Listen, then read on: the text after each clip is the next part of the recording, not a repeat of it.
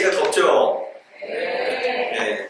날씨가 더워서 그래도 이렇게 더운 여름을 같이 보내면 하나님 말씀 묵상을 했잖아요. 또 우리가 그 묵상을 통해서 하나님의 뜨거운 사랑을 더 느낄 수 있는 것 같습니다. 이때 럭키비키자라 이런 말 쓰죠. 네. 그러면 옆 사람과 인사하겠습니다. 럭키비키자라. 네, 나중에 황사모님한테 알려주세요. 무슨 말인지. 네. 네, 아까 목사님도 이렇게 말씀하셨지만 저희가 요즘 최근에 사무엘상을 계속 묵상해 가고 있습니다. 어떠세요? 우리가 이제 묵상 훈련을 하고 난 다음이라 이 묵상의 깊이와 재미와 이 맛이 좀 다를 거라 생각합니다. 네, 안 그러신가요? 네, 아까 전에 우리 은정자매가 아멘! 크게 대답하던데 네, 오늘 이렇게 제목처럼 갈수록 더 깊은 묵상이 여러분들이 있기를 바랍니다. 네, 여러분 그 지원 형제의 우리가 좀 이렇게 호주죠. 오스트레일리아에서 갓 돌아왔는데 영어 이름이 뭔지 아세요? 지원 형제 영어 이름 사무엘이에요. 사무엘. 네. 네, 민규 형제도 어렸을 때 자기 집에서 그렇게 불렸다고 합니다. 왜 그럴까요? 부모님들이 이 자기 자녀가 이 사무엘처럼 자라기를 원하는 마음이 들어있을 것이라 생각합니다. 그런데 사실 이 사무엘에 대해서 이 성경에서 묘사하는 부분은 그렇게 길지 않아요. 많지 않아요. 사무엘상 2장, 3장 정도가 전부 다인 것 같습니다. 하지만 거기서 주는 임팩트가 굉장히 강한 거예요. 그래서 제가 이렇게 자료를 찾는다고 이렇게 인터넷을 봤더니 사무엘을 어린 모습으로 표현하는 그림들이 더 많이 나와 있더라고요. 네. 이 사무엘에 대한 임팩트가 강한 것이죠. 그래서 로망이 있고 내 자녀가 사무엘처럼 자랐으면 좋겠다라는 마음들이 들어있는 것 같습니다.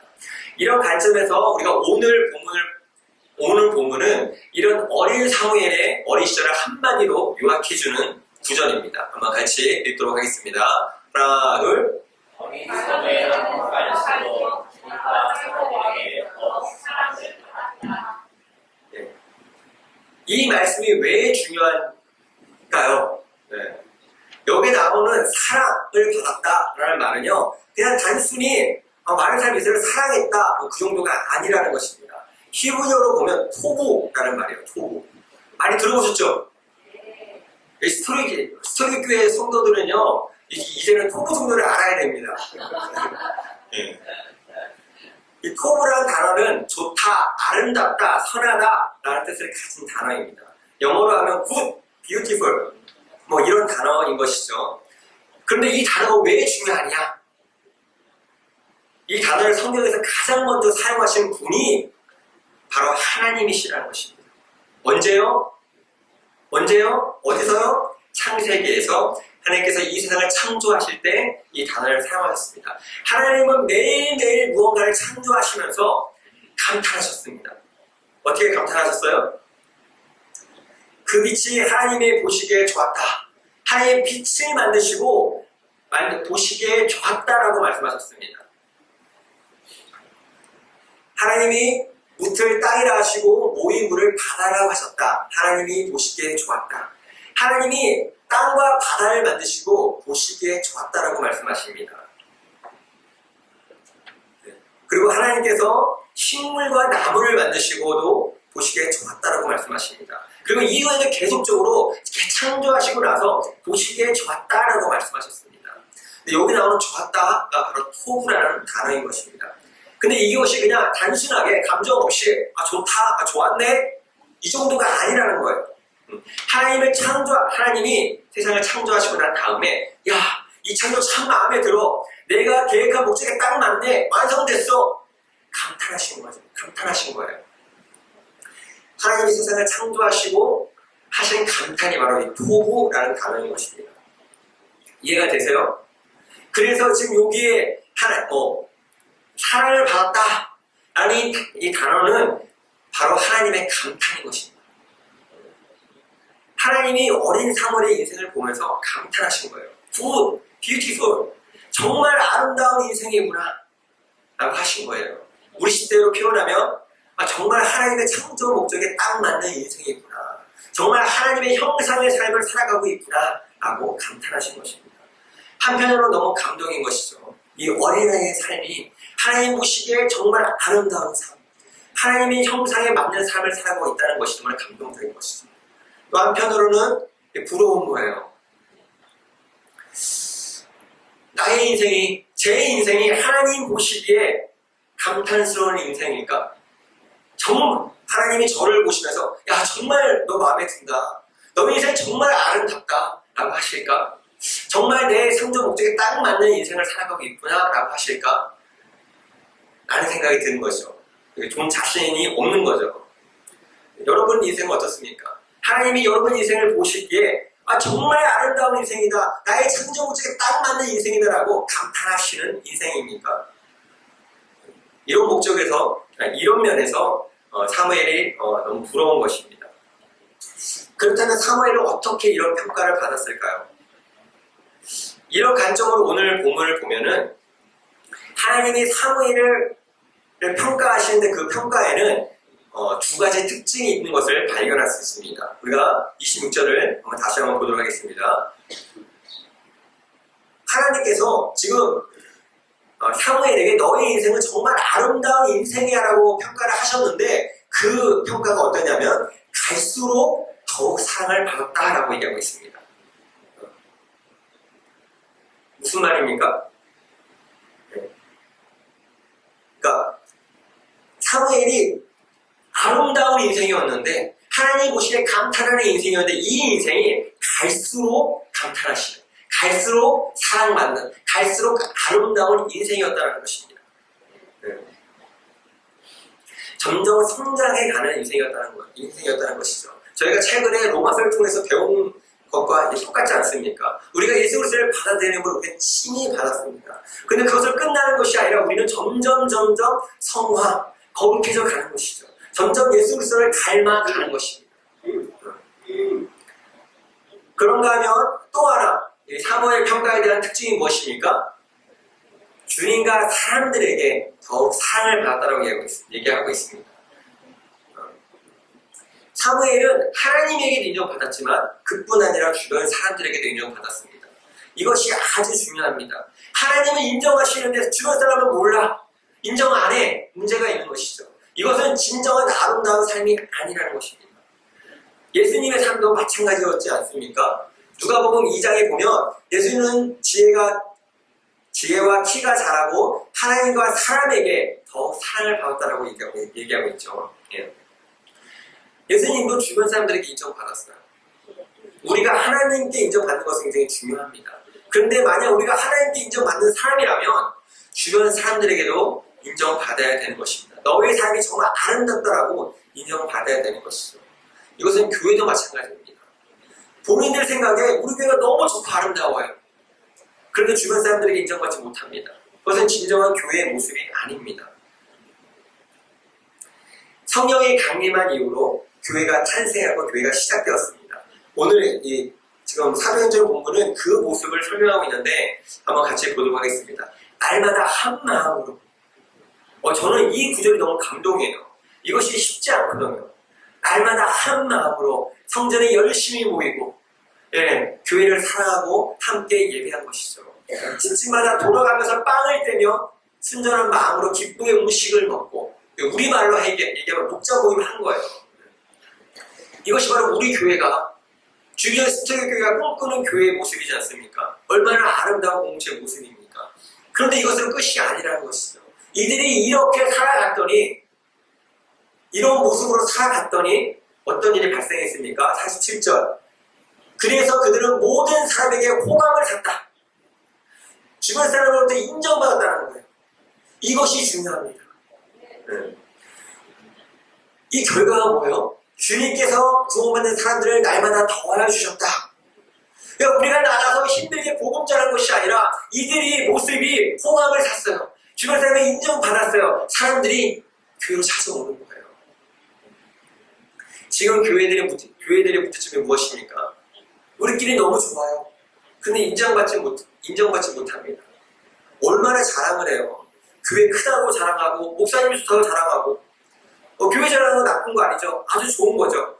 그런데 만약에 그것을 주변 사람이 인정해 주지 않는다면 얼마나 부끄러운 일이 되겠습니까? 저희 교회의 모습은 어떤가요?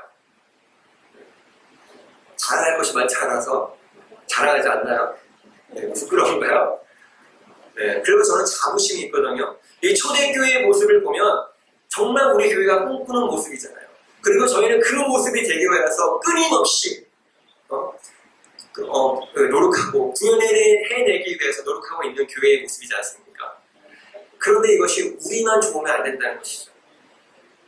우리끼리 너무 좋아요. 어쩌면 우리 열댓 명 함께 수련회 가고 함께 예배 드리고 얼마나 좋습니까? 세일 모임하고 날마다 풍성하고. 그런데 그것이 우리끼리 좋으면 안 된다는 것입니다. 주변 사람들에게 인정받는 교회가 되어야 되는 것입니다. 저 교회는 뭔가 달라. 작은데 저 교회 사람들 보니까, 저 공동체의 모습을 보니까 정말 아름다운 교회야.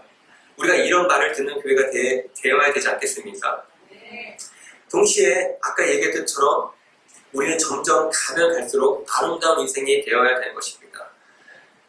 우리의 육체의 성장은 멈췄어요. 여기 아직 성장하고 계신 분 계신가요? 영감이 정도? 아직 성장하고 있나요? 네. 저희의 피부는 더욱더 아름다워지지 않습니다. 네. 요즘 기술이 발달했다고 하지만 그럼에도 불구하고 저희의 피부는 각 태어났을 때 그 피부를 우리가 다시 가질 수 없습니다. 저희의 외모가, 저희의 머리카락이 점점 가면 갈수록 아름다워질 수가 없습니다. 하지만 우리의 영은 사무엘처럼 점점 아름다운 인생이 되기를 소망합니다. 그래서 하나님으로부터 너의 인생은 정말 아름다운 인생이구나, 나의 창조 목적이 정말 딱 맞는 인생이구나 라는 평가를 받기를 소원합니다. 이런 관점에서 보았을 때 여러분의 인생은 어떻습니까? 갈수록 아름다운 인생입니다. 저는 갈수록 아름다운 인생인 것 같아요. 당연히 외모가 아니에요. 어렸을 때가 더 이뻤어요. 네. 지금은 비록 아저씨 모습이 되어 있지만 저의 영은 어릴 때보다 더 성장해 있는 것 같습니다. 지금도 부족해요. 점점 성장해 가야 됩니다. 하지만 점점 성장해 가고 있는 것 같습니다. 여기 있는 분들도 축복합니다. 죽는 그날까지 계속해서 영이 성장해 나가기를 축복합니다. 그래서 우리의 영은, 우리의 육은 비록 늙지만, 외모는 늙어가지만, 아저씨가 되고 아줌마가 돼가지만 하나님으로부터 인정받는 그런 인생이 되길 바랍니다. 만약에 우리가 이런 소원을 가지고 있다면 우리가 알아야 될 것이 있습니다. 사무엘은 도대체 어떻게 했길래 이런 평가를 받았을까? 어떻게 했길래 점점 아름다운 인생이 되어갈 수 있었을까? 제가 묵상을 하다 보니 두 가지 비밀이 있는 것을 발견할 수 있습니다. 즉 우리가 점점 아름다운 인생이 되어가기 위해서 두 가지를 회복해야 된다는 것입니다. 첫 번째는요, 하나님과 함께하는 삶입니다. 여러분, 이번 사무엘상 묵상할 때 어떠셨습니까? 특히 2장, 3장을 묵상했을 때 어떠셨어요? 우리 중국어문은 우리 수련회 가서 3장을 우리 같이 묵상했죠. 묵상하면서 발견한 것이 무엇입니까? 저는 이번에 묵상하면서 성경이 어린 사무엘을 묵상할 때, 묘사할 때 공통점이 있다는 것입니다. 한번 보세요.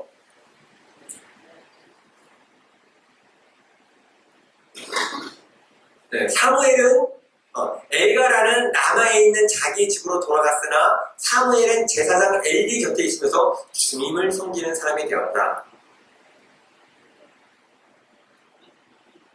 어린 사무엘은 모시의 에봇을 입고 주님을 섬겼다. 이것을 개역개정에 보니까 이렇게 표현했더라고요. 여호와 앞에서 섬겼더라. 어린 사무엘도 주님 앞에서 잘 자라났다. 어린 사무엘은 커갈수록 주님과 사람들에게 더욱 사랑을 받았다.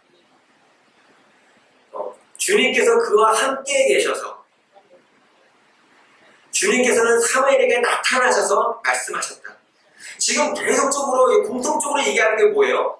지금 어린 사무엘이 자라나면서 지금 이 자라나는 모습을 묘사하는데 공통적으로 성경에서 묘사하고 있는 내용이 무엇입니까? 이 어린 사무엘이 하나님과 함께 했다는 것입니다. 주님 앞에서 주님을 섬겼다. 주님 앞에서 자라났다. 주님께 사랑받았다. 주님이 그와 함께 하셨다. 모두 하나님과의 관계를 나타내는 표현입니다. 즉 사무엘은요 어릴 때부터 하나님과 동떨어진 삶을 산 것이 아니라 하나님과 관계 가운데 있는 삶을 살아간 것입니다. 사무엘이 어떻게 갈수록 아름다운 인생이 되었냐고요? 비밀은 바로 이것입니다. 하나님의 관계 가운데 살아간 것입니다. 저희가 2장 3장을 보다 보면 또 다른 비교를 발견할 수 있는데요. 그것이 뭐냐면 사무엘과 엘리의 두 아들의 비교입니다. 성경은 의도적으로 이 두 부류의 사무엘과 엘리의 두 아들을 비교하고 있는데 한번 보세요. 우리 11절에 보면 사무엘은 주님을 섬기는 사람이 되었다라고 얘기하면서 12절에 바로 이렇게 얘기합니다. 엘리의 아들들은 주님을 무시하였다. 그리고 17절 그들은 주님께 바치는 제물을 이처럼 함부로 대하였다. 그들이 누구죠? 엘리의 두 아들이죠. 이 두 아들은 제물을 함부로 대하였다. 개역교에서 보면은 하나님을 무시하였다라고 이렇게 멸시하였다라고 이렇게 표현하고 있어요. 바로 18절에 사무엘은 주님을 섬겼다 라고 표현하고 있고요. 21절에 보면 사무엘은 주님 앞에서 잘 자랐다. 바로 이어서 22절에 아들들이 엘리의 두 아들들이 해막 어귀에서 일하는 여인들과 동침까지 한다는 소문을 들었다. 이렇게 성경은 의도적으로 사무엘과 엘리의 두 아들을 비교하고 있는 것입니다. 우리가 따라가야 될 모범과 그러지 말아야 될 모습들을 반복적으로 보여주고 있는 것입니다. 그리고 우리 동시에 발견할 수 있는 것은 이 두 아들과 사무엘의 차이가 점점점 멀어지는 것을 발견할 수 있습니다. 사무엘, 아마 처음 시작은 비슷하지 않았을까요? 하지만 사무엘은 점점 하나님과의 관계 가운데 하나님과의 교제하는, 하나님과 함께하는 삶을 살아갔고 두 아들은 점점 하나님을 무시하고 하나님을 멸시하는 삶을 살아가게 되었습니다. 그 결과가 어떻습니까? 해막 어귀에서 일하는 여인들과 동침하는 삶. 요즘 말로 하면 지금 이들의 신분이 뭐예요? 뭐 전도사님 아니면 목사님 정도 되는 것이죠. 그런데 그들이 지금 교회 안에서 수종드는 여인들과 동침하는 일들이 지금 발생하고 있는 것입니다. 그래서 그들의 결과가 어떻게 됩니까? 이들의 결국이 어떻게 됩니까? 다 보셨죠? 예. 블레셋과 2차 전쟁 때 덮개를 가지고 나갔다가 죽음을 맞이합니다. 비참한 인생이 된 거예요. 우리가 본받지 말아야 될 삶의 표본이 된 것입니다. 하지만 반대로 사무엘은 어떻습니까? 하나님이 아름답다고 인정한 인생이 되었고요. 하나님뿐만 아니라 주변 사람들이 인정하는 인생이 되었고요. 뿐만 아니라 지금의 사람들도 부모님들이 정말 내 아들이 내 딸이 정말 저런 인생이 되었으면 좋겠다라고 표본으로 삼는 인생이 되어 있는 것입니다. 네. 여러분들은 어떤 인생이 되길 원하세요? 삶에서 점점 가면 갈수록 아름다운 인생이 되길 원하십니까? 아니면 두 아들처럼 점점 추해지는 인생이 되길 원하십니까? 제가 이전에도 한번 말씀드린 적이 있는 것 같아요. 제가 저번 주죠. 여수에 다녀왔습니다. 친구 목사가 수련을 해서 거기 다녀왔는데 그 목사님은 저랑 이렇게 학생회 때 저번에 말씀드렸던 저희 교회 학생회 때 같이 신앙생활 하던 그 많던 제자 중에 유일하게 저랑 이렇게 목사가 된 친구입니다. 오랜만에 만나니까 좋더라고요. 학생회 때 생각이 너무 나더라고요. 그리고 이제 그 교회가 수련을 하는데 정통 방식, 우리가 알고 있는 그 방식으로 수련을 하는데 막 가슴이 뛰더라고요. 네. 너무 열정적으로 찬양하는 거예요. 제가 한국 교회에 대해서 인터넷으로 배웠거든요. 12년 동안 이렇게 중국에 있다 보니까 한국 교회는 다 이렇게 인터넷으로 보고 듣고 그랬는데 제가 들었던 상황들보다 훨씬 희망이 있고 소망이 있는 것을 발견할 수 있어서 굉장히 좋았습니다. 하지만 한편으로 드는 생각이 우리도 이렇게 울고 뛰며 찬양했는데 지금 내 친구들 다 어디가 있지? 라는 생각이 드는 것입니다. 지난번에도 말씀드렸지만 제가 그때 아웃사이더였거든요. 제 친구들이 중심이었어요. 이인희 선생님으로부터 사랑받는 인사이드 중심이었어요. 그래서 그들이 교회에서 중요한 역할을 했고 봉사를 했습니다. 즉 하나님 보시기에 아름다운 인생이었던 것이죠. 근데 지금은 그렇지 못함을 발견하는 것입니다. 마음이 아픈 일이고 책임감을 느끼는 일입니다. 반대로 저는요, 어렸을 때는 교회 다녔지만 믿음이 없었습니다. 가라니까 다녔고요, 혼나니까 다녔습니다. 사실 기억에 남는 설교가 없어요. 놀라운 말은 사실인데 제가 성가대였어요. 성가대가 이 앞쪽으로 이렇게 배치되어 있거든요. 맨날 성가대에서 앉아서 졸았습니다. 맨날 혼났어요, 엄마 아빠한테. 무슨 설교를 들었는지 기억이 안 납니다. 수련회 참여해서 밤새 울었지만 은혜 받지 못했습니다.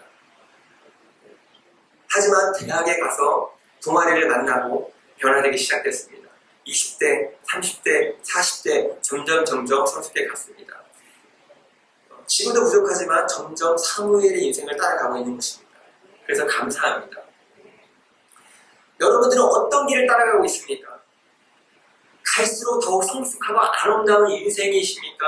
아니면 두 아들처럼 이 사무엘과 거리가 점점점 멀어지는 인생을 살고 계십니까? 성경에서는 그 모습에 대해서 분명하게 몇 번이나 반복하며 저희에게 경고하고 있습니다. 저에게 말씀하고 있습니다. 저희가 이 엘리의 두 아들의 길이 아닌 사무의 길을 따라가기 원합니다. 그러려면 어떻게 해야 돼요? 하나님과 함께하는 삶, 하나님과의 관계 안에 있는 삶을 살아가야 되는 것입니다. 이것은 그냥 우리가 묵상하는 삶, 그냥 주일 예배 참여하는 것 정도를 얘기하는 것이 아닙니다. 우리의 모든 삶의 영역에서 하나님과의 관계 가운데 하나님 앞에서, 하나님 아래서 살아가는 삶인 것입니다. 여러분, 코람데오라는 말 들어보셨어요? 네, 라틴어입니다.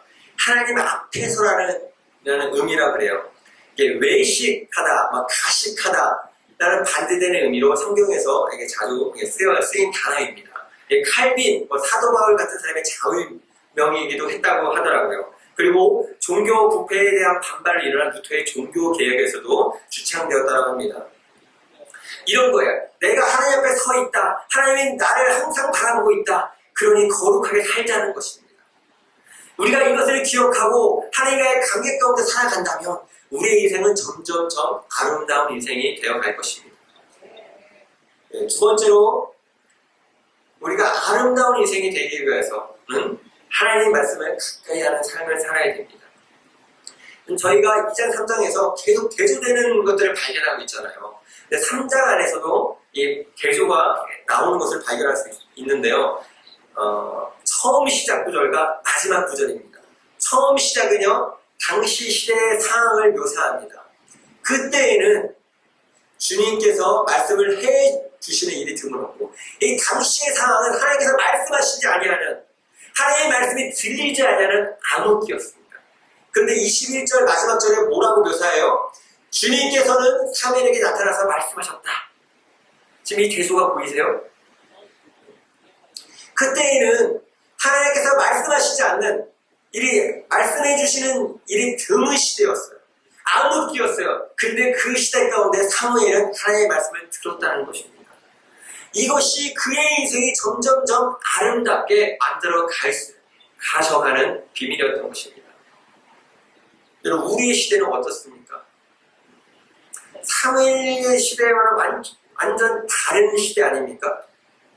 왜요? 사무엘 시대는 말씀이 없는 시대였어요. 근데 지금 우리의 시대는 하나님의 말씀이 넘쳐나는 시대에 살아가고 있지 않습니까? 당시에 성경이 없는 시대입니다. 그래서 하나님의 말씀이 하나님이 말씀하실 때까지 기다려야 하는 시대입니다. 하지만 지금은 하나님의 말씀이 너무나 많이 있습니다. 계시된 하나님의 말씀 성경이 있죠. 그래서 언제나 아무나 어디서나 누구나 성경을 다 볼 수 있는 것입니다. 그 기술이 엄청 발달되어 있어요. 성경책이 없어서 성경을 볼 수 있습니다. 핸드폰만 있으면 성경을 다 봐요. 심지어 그것도 귀찮아서 읽어줘요. 자동으로 읽어줘요. 인터넷만 키면 집안에 앉아서 편안히 에어컨 바람 가운데 유명한 목사님들의 설교를 다 들을 수 있는 시대에 살아가고 있는 것입니다. 정말로 말씀의 홍수의 시대에 살아가고 있습니다. 그런데요, 말씀이 들리지 않습니다. 아니요, 말씀이 들어가지 않습니다. 말씀이 홍수 시대같이 많고 내가 말씀을 듣고 있지만 내 안으로 말씀이 들어가고 있지 않아요.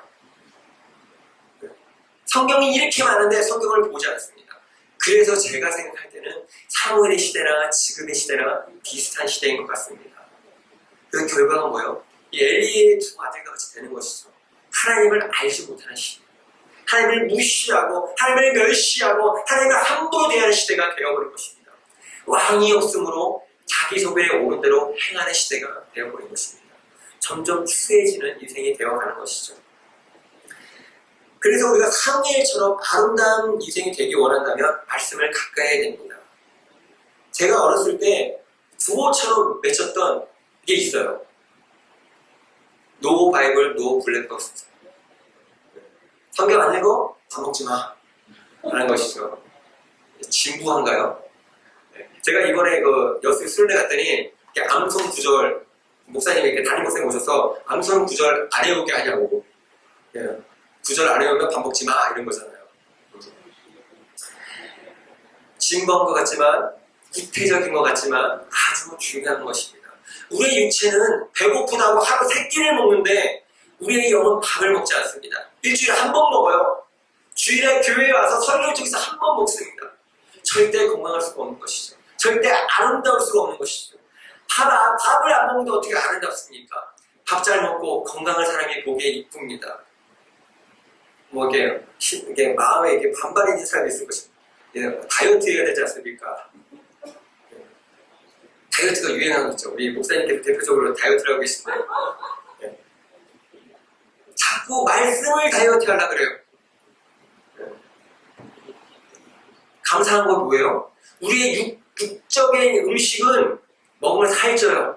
그래서 걱정이 되잖아요. 먹어야 될까 말아야 될까. 탄수화물을 줄여야 되고 고탄저질 아니 저탄 고질 네. 아니에요? 아무튼 영적 양식은 살찌지 않습니다. 먹으면 먹는 대로 모두가 근육이 됩니다. 많이 먹어야 됩니다.